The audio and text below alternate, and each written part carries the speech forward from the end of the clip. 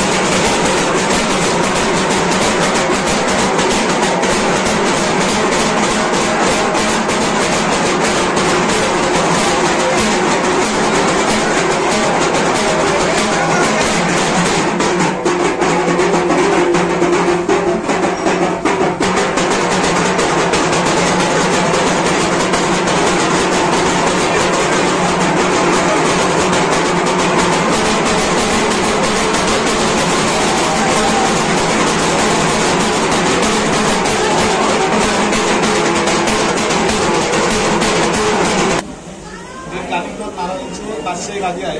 कानिफनाथच्या 9 गादींपैकी एक. इथे दरवर्षी गोकुळाष्टमीचा जन्मोत्सव, गोविंदा, त्यानंतर दत्तजयंती उत्सव, रंगपंचमी उत्सव, त्यानंतर गुढीपाडवा आणि गुरुपौर्णिमा हे मोठे सण मोठ्या प्रमाणात साजरे केले जातात. भरपूर भाविक इथे दर्शनासाठी येतात. हे 800 वर्षापेक्षा जास्तची परंपरा या मंदिराला आहे. मंदिर नवीन आहे तसं 30 वर्षापूर्वीचं, पण ही जी गादी आहे, बादशाही गादी, हिला 800 वर्षापेक्षा जास्त परंपरा आहे. इथं भरपूर बाळगोपाळ जमा होतात. इथे मानाच्या 64 अंड्या ज्या आहेत दरवर्षी लोक बांध करतात, त्या काठीने फोडल्या जातात. त्यासाठी भरपूर लोक येतात. अख्ख्या रायगड जिल्ह्यातून, महाराष्ट्रातून बरीच लोक इथं येतात आणि इथं दर्शन घेतात. काठ्यांचे फोडल्या जाणाऱ्या अंड्यांचं दर्शन घेतात आणि व्यवस्थित गोकुळाष्टमीचा सण पार पडतो. त्यानंतर सगळी लोक महाप्रसाद घेतात. महाप्रसादात जवळजवळ 3.5 ते 4,000 लोक दरवर्षी असतात. नंतर तिथं सुद्धा 5 ते 6 हजार लोक दर्शनाला येतात आणि महाप्रसादाचा लाभ घेतात.